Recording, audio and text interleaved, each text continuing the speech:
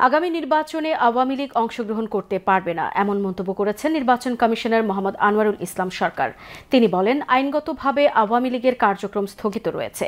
যেহেতু বর্তমানে আওয়ামী লীগ একটি স্থগিত দল, এই স্থগিত দল হওয়া মানে তাদের সকল কার্যক্রম স্থগিত, তাই আগামী নির্বাচনে তারা অংশগ্রহণ করতে পারবে না। সিলেট পুলিশ লাইনে নির্বাচনী দায়িত্ব সুষ্ঠুভাবে সম্পাদনের লক্ষ্যে পুলিশের দক্ষতা বৃদ্ধিতে আয়োজিত প্রশিক্ষণ শেষে সাংবাদিকদের সাথে আলাপকালে তিনি এই মন্তব্য করেন। এনসিপির প্রতীক নিয়ে তিনি বলেন, সাংবিধানিক আইন ও বিধি অনুযায়ী প্রতীকের তালিকায় শাপলা না থাকায় এনসিপিকে তা দেয়া যাচ্ছে না। এ সময় তিনি আরও বলেন, নির্বাচন ফেব্রুয়ারিতে না হওয়ার মতো কোনো ঘটনা ঘটেনি। রমজানের আগেই নির্বাচন অনুষ্ঠিত হবে।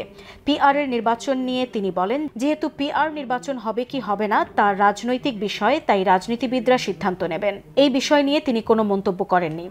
সবার সহযোগিতায় সুষ্ঠু নির্বাচন অনুষ্ঠিত হবে। সকল বাহিনী প্রস্তুত এবং আইন শৃঙ্খলা পরিস্থিতি কোনো চ্যালেঞ্জ হিসেবে থাকবে না আশা করা যায়।